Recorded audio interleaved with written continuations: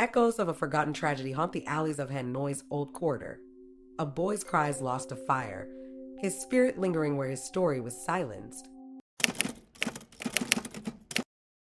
Crying Child of Hanoi, submitted by Luti Hoa. I still remember the sound. It's something you can't forget. No matter how many years pass, it stays with you, echoing in your mind at the most unexpected times. It was a night like any other in the old quarter of Hanoi. The streets were packed with people, motorbikes weaving in and out of the narrow lanes, the smells of street food filling the air, and the distant hum of music from a nearby bar. I was working my usual spot on Hangai Street, selling silk scarves and trinkets to the tourists who wandered through the night market. It was late, probably close to midnight, and the crowd was thinning. I was about to start packing up when I heard it, a soft, distant cry. At first, I didn't think much of it. The old quarter was always noisy, full of life and movement, and the sound could have been anything. But as the minutes passed, the crying grew louder, more distinct.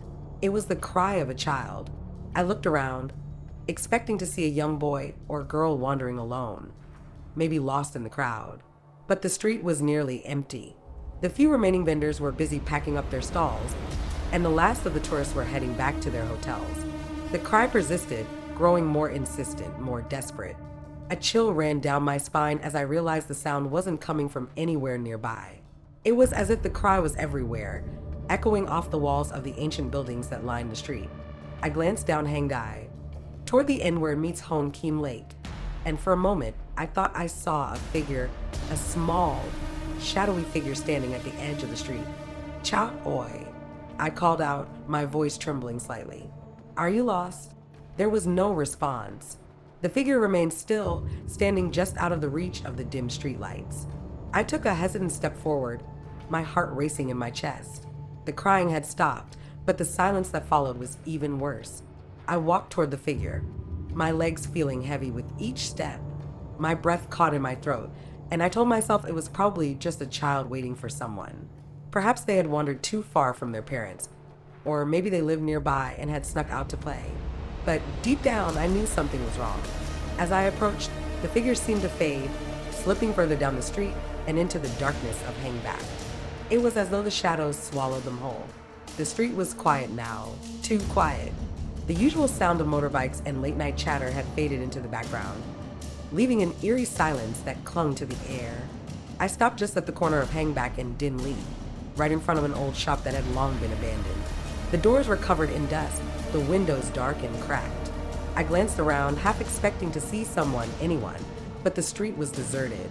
The only thing left was the stillness and the faint scent of incense wafting from a small shrine tucked into the corner. Then I heard it again. The cry. It was louder this time, closer. It echoed down the narrow alleyways, bouncing off the walls of the old buildings. My heart raced, and I could feel the cold sweat on the back of my neck. I turned toward the sound, my eyes scanning the shadows, searching for the source. Chaoy, where are you? I called out again, my voice shaking. There was no answer, just the sound of the child's sobs, soft and muffled, as though they were coming from a distant place. I knew I should have walked away, gone back to my stall, and left it all behind. But something about the crying drew me in, like a moth to a flame. I took a step into the alley, my hands trembling as I gripped the scarf I had been holding. The further I walked, the darker it became. The streetlights from Hangai were no longer visible, and I could barely make out the path in front of me. The only thing guiding me was the sound of that heart-wrenching cry. As I rounded the corner, I froze. There, at the far end of the alley, sitting on the ground, was the child. A small boy, no older than 5 or 6, his tiny frame shrouded in a tattered shirt. His head hung low, his face buried in his knees, and his cries echoed off the walls around him. Are you okay? I asked, my voice barely above a whisper. The boy didn't move. He just sat there, his body shaking with every sob. I wanted to run to him, to pick him up and find his family, but something held me back. There was a strange, cold presence in the air, something unnatural that made the hairs on my arms stand on end. I took a step closer, and the boy's crying stopped abruptly. The silence that followed was deafening, a thick, oppressive stillness that filled the alley. Who are you? I whispered, The boy slowly lifted his head, and my breath caught in my throat. His face was pale, his eyes dark and empty, like the void itself. His lips twisted into a faint, eerie smile that sent a chill down my spine. Before I could react, the boy disappeared. In the blink of an eye, he was gone, leaving me standing alone in the alley, my heart pounding in my chest. I stood there, frozen, staring at the empty spot where the boy had been. My legs felt like they were made of lead, and my heart pounded so hard I thought it might burst out of my chest. What had just happened? Who or what was that child? I slowly backed out of the alley, the cold night air biting in my skin. My mind raced as I tried to make sense of it all. Was it a trick of the light?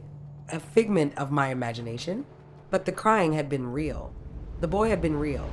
I couldn't deny what I'd seen and heard. As I made my way back to Hanoi Street, the noise of the city began to return. Motorbikes buzzed by, and the distant chatter of late-night revelers filled the air once more. But I couldn't shake the image of the boy's pale face, his empty eyes, and that haunting smile. I returned to my stall, but my hands were shaking too much to continue packing. I sat down on the small stool by my display and tried to calm myself, but the unease lingered. I knew I needed answers, but I didn't know where to start.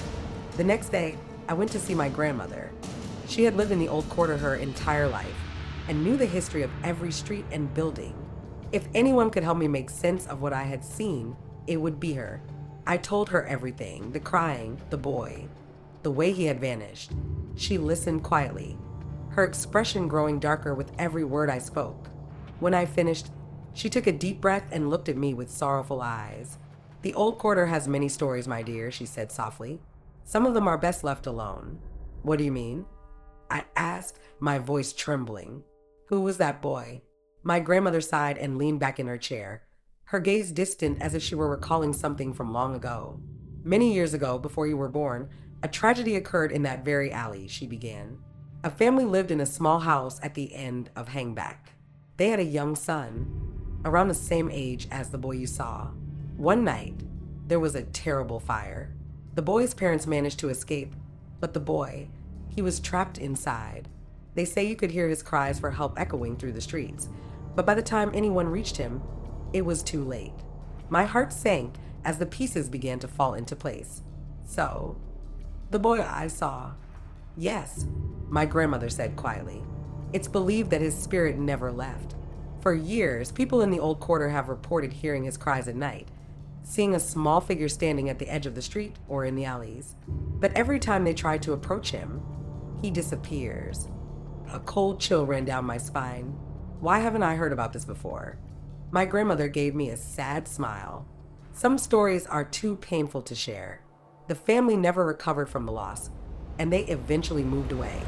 The alley has been abandoned ever since." I sat in silence, trying to process everything. The boy's spirit had been trapped in that alley for years, crying out for help, but no one had been able to save him. And now, for some reason, he had reached out to me. "Is there anything I can do?" I asked, my voice barely above a whisper.